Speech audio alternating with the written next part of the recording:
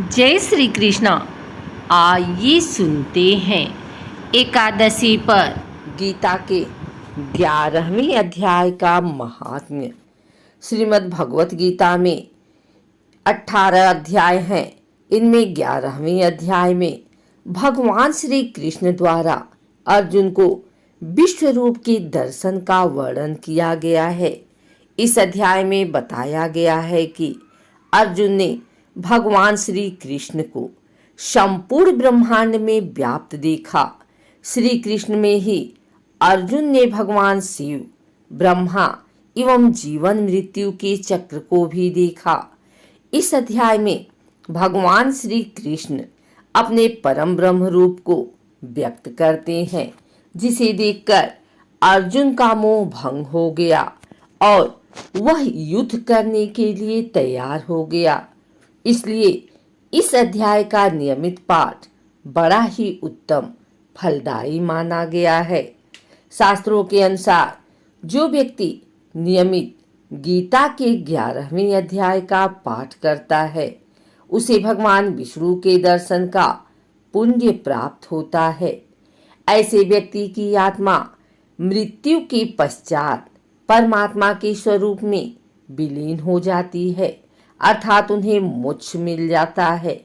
गीता का 18वां अध्याय मोक्ष संन्यास योग के नाम से जाना जाता है। जो व्यक्ति समय के अभाव में संपूर्ण गीता का पाठ नहीं कर पाता है, वह केवल 18वें अध्याय का पाठ करे तो उन्हें संपूर्ण गीता पाठ का लाभ मिल जाता है। शास्त्रों में बताया गया है कि गीता जयंती यानी मोक्षदा एकादशी के दिन श्रीमद् भगवत गीता 1 की पूजा करके आरती करनी चाहिए। इसके पश्चात गीता का पाठ करना चाहिए।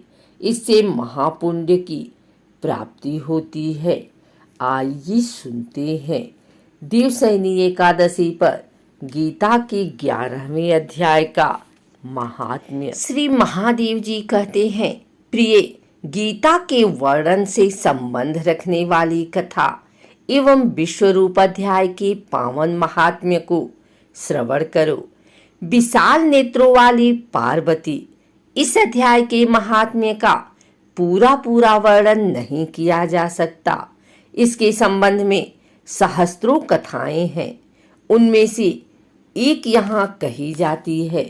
प्रणीता नदी के तट पर मेघड़कर नाम से विख्यात एक बहुत बड़ा नगर है। उसके प्राकार, चहारदीवारी और गोपुर द्वार बहुत ऊंचे हैं। वहां बड़ी बड़ी विश्रामशालाएं हैं, जिनमें सोने के खंभे शोभा दे रहे हैं। उस नगर में श्रीमान, सुखी, शांत, सदाचारी तथा जितेंद्रिय मनुष्यों का निवास है। वहां हाथ में शार्ग नामक धनुष धारण करने वाले जगदीश्वर भगवान विष्णु विराजमान हैं।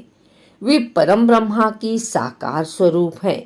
संसार के नेत्रों को जीवन प्रदान करने वाले हैं। उनका गौरवपूर्ण श्री विग्रह भगवती लक्ष्मी के नेत्र कमलों द्वारा पूजित होता है। भगवान की वह झांकी वामन अवतार की है। मेघ के समान उनका श्याम वर्ण तथा कोमल आकृति है। वक्षस्थल पर श्री वत्स का चिन्ह शोभा पाता है। वे कमल और वनमाला से विभूषित हैं। अनेक प्रकार के आभूषणों से सुशोभित हो भगवान वामन रत्न युक्त समुद्र के सदृश जान पड़ते हैं।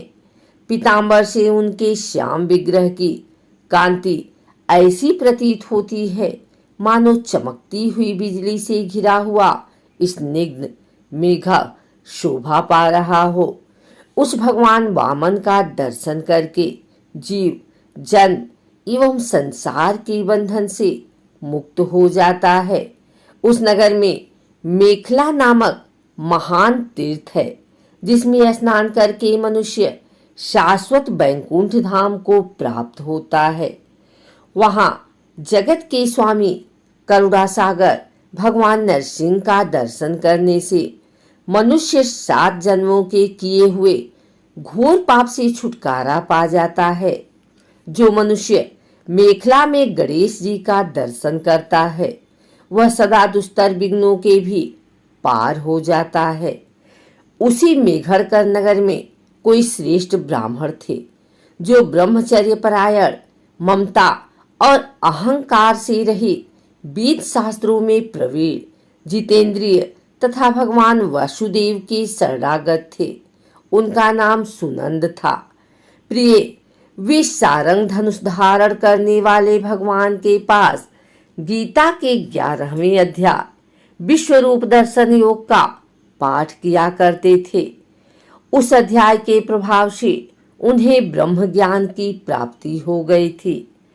परमानंद संदोह से पूर्ण उत्तम ज्ञानमयी समाधि के द्वारा इंद्रियों के अंतर्मुख हो जाने के कारण वे निश्चल स्थिति को प्राप्त हो गए थे और सदा जीवन मुक्त योगी की स्थिति में रहते थे। एक समय जब बृहस्पति सिंह राशि पर स्थित थे, महायोगी सुनंद ने गोदावरी तीर्थ की यात्रा आरंभ की। वे क्रमशः बिरज तीर्थ, तारा तीर्थ, कपिला संगम, अष्ट तीर्थ, कपिला द्वार, नरसिंहवन, अंबिकापुरी तथा कर स्थान पर आदि क्षेत्रों में स्नान और दर्शन करते हुए विवाह मंडप नामक नगर में आए। वहां उन्होंने प्रत्येक घर में जाकर अपने ठहरने के लिए स्थान मांगा, परंतु कहीं भी उन्हें स्थान नहीं मिला। अंत में गांव के मुखिया ने उन्हें एक बहुत बड़ी धर्मशाला दिखा दी। ब्राह्मण ने साथियों सहित उसके भीतर जाकर रात में निवास किया। सवेरा होने पर उन्होंने अपने को तो धर्मशाला के बाहर पाया, किंतु उनके और साथी नहीं दिखाई दिए। वे उन्हें खोजने के लिए चले। इतने में ही ग्रामपाल से उनकी भेंट हो गई। ग्रामपाल ने कहा, मुनि श्रेष्ठ, तुम सब प्रकार से दीर्घायु जान पड़ते हो। सौभाग्यशाली तथा पुण्यवान पुरुषों में तुम सबसे पवित्र हो। तुम्हारे भीतर कोई लोकोत्तर प्रभाव विद्यमान है। तुम्हारे साथी कहाँ गए और कैसे इस भवन से बाहर हुए, इसका पता लगाओ। मैं तुम्हारे सामने इतना ही कहता हूँ कि तुम्हारे जैसा तपस्वी मुझे दूसरा कोई नहीं दिखाई देता। विप्रवर, तुम्हें किस महामंत्र का ज्ञान है, किस विद्या का आश्रय लेते हो तथा किस देवता की दया से तुम्हें अलौकिक शक्ति आ गई है। भगवान, कृपा करके इस गांव में रहो, मैं तुम्हारी सब सेवा शुश्रूषा करूंगा। यूं कहकर ग्रामपाल ने मुनीश्वर सुनंद को अपने गांव में ठहरा लिया। वह दिन रात बड़ी भक्ति से उनकी सेवा टहल करने लगा। जब 7-8 दिन बीत गए तब एक दिन प्रातः काल आकर वह बहुत दुखी हो महात्मा के सामने रोने लगा और बोला, हाय, आज रात में राक्षस ने मुझ भाग्यहीन के बेटे को चबा लिया है। मेरा पुत्र बड़ा ही गुणवान और भक्तिमान था। ग्रामपाल के इस प्रकार कहने पर योगी सुनंद ने पूछा, कहाँ है वह राक्षस और किस प्रकार उसने तुम्हारे पुत्र का भक्षण किया है। ग्रामपाल बोला, ब्राह्मण, इस नगर में एक बड़ा भयंकर नरभक्षी राक्षस रहता है। वह प्रतिदिन आकर इस नगर के मनुष्यों को खा लिया करता था। तब एक दिन समस्त नगरवासियों ने मिलकर उससे प्रार्थना की, राक्षस, तुम हम सब लोगों की रक्षा करो, हम तुम्हारे लिए भोजन की व्यवस्था किए देते हैं। यहाँ बाहर के जो पथिक रात में आकर नींद लेने लगे उनको खा जाना। इस प्रकार नागरिक मनुष्यों ने गांव के मुझ मुखिया द्वारा इस धर्मशाला में भेजे हुए पथिकों को ही राक्षस का आहार निश्चित किया। अपने प्राणों की रक्षा के लिए ही उन्हें ऐसा करना पड़ा। तुम भी अन्य राहगीरों के साथ इस घर में आकर सोए थे, किंतु राक्षस ने उन सबों को तो खा लिया, केवल तुम्हें छोड़ दिया है। द्विजोत्तम, तुम में ऐसा क्या प्रभाव है, इस बात को तुम ही जानते हो। इस समय मेरे पुत्र का एक मित्र आया था, किंतु मैं उसे पहचान न सका। वह मेरे पुत्र को बहुत ही प्रिय था, किंतु अन्य राहगीरों के साथ उसे भी मैंने उसी धर्मशाला में भेज दिया। मेरे पुत्र ने जब सुना कि मेरा मित्र भी उसमें प्रवेश कर गया है, तब वह उसे वहां से ले जाने के लिए गया, परंतु राक्षस ने उसे भी खा लिया। आज सवेरे मैंने बहुत दुखी होकर उस पिशाच से पूछा, ओ दुष्टात्मा, तूने रात में मेरे पुत्र को भी खा लिया। तुम्हारे पेट में पड़ा हुआ मेरा पुत्र जिससे जीवित हो सके, ऐसा कोई उपाय यदि हो तो बता। राक्षस ने कहा, ग्रामपाल, धर्मशाला के भीतर घुसे हुए तुम्हारे पुत्र के न जानने के कारण मैंने भक्षण किया है।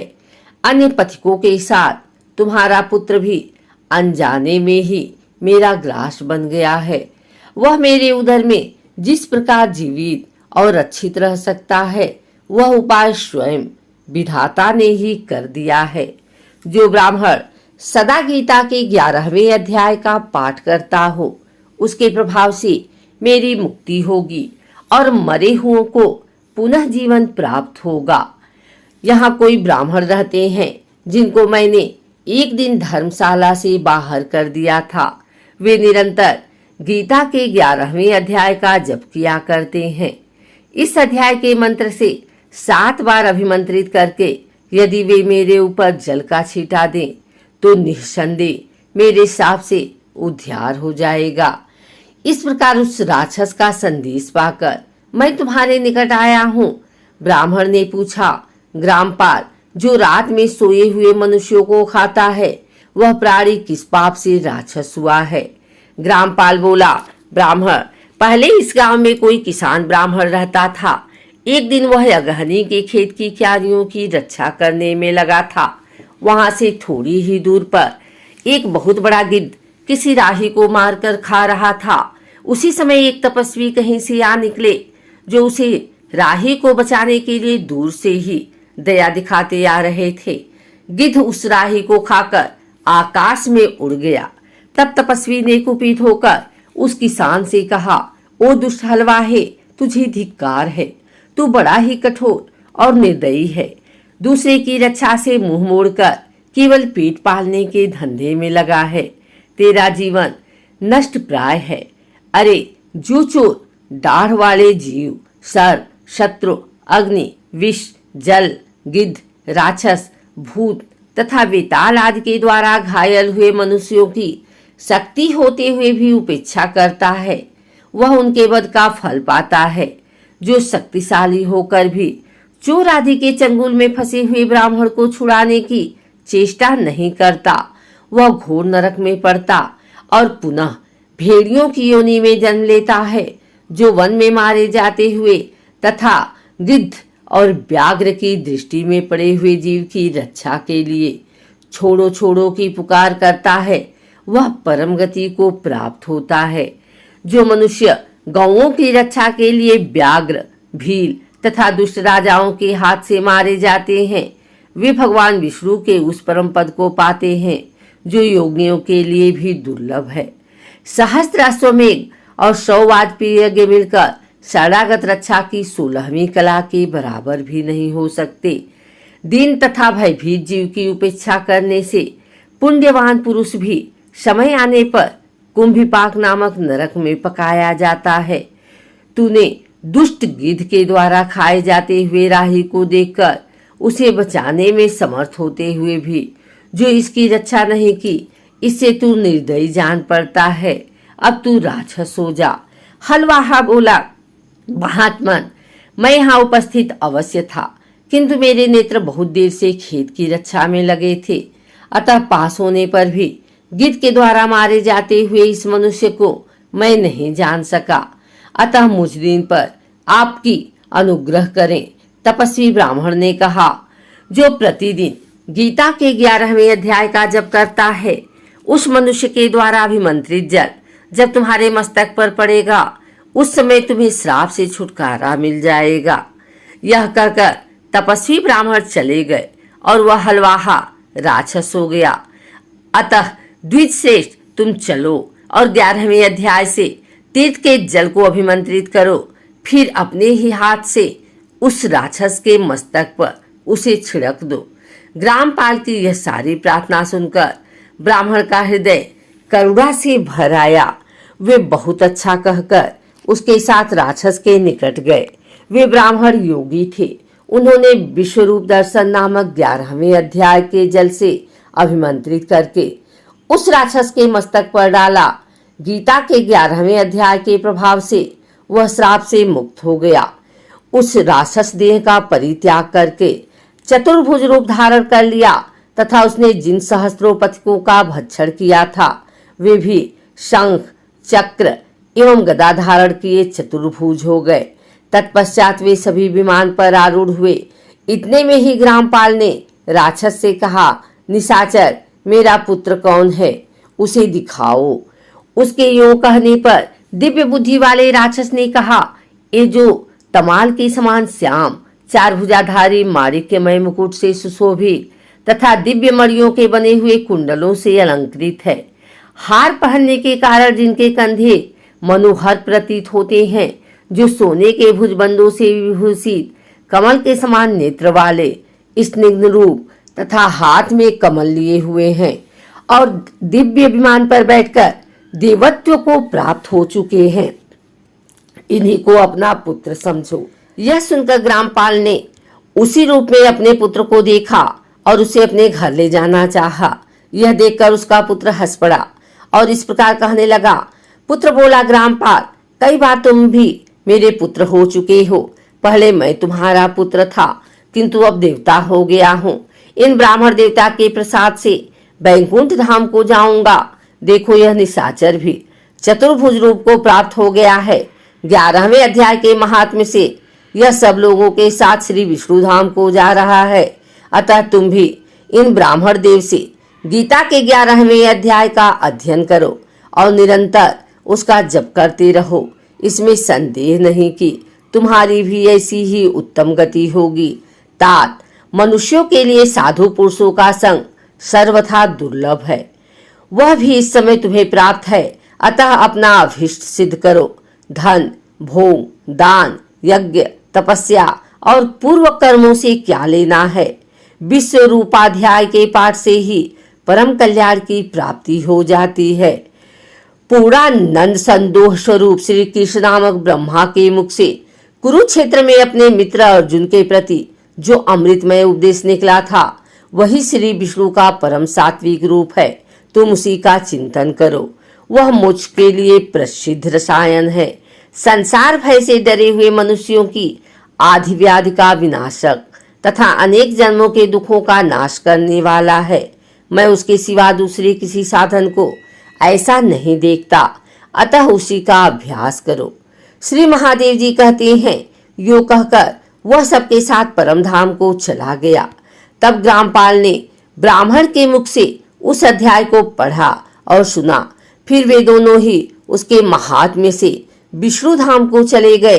पार्वती, इस प्रकार तुम्हें 11वें अध्याय भगवत गीता कथा का महात्म्य कथा सुनाई है। इसके श्रवण मात्र से महान पापों का नाश हो जाता है।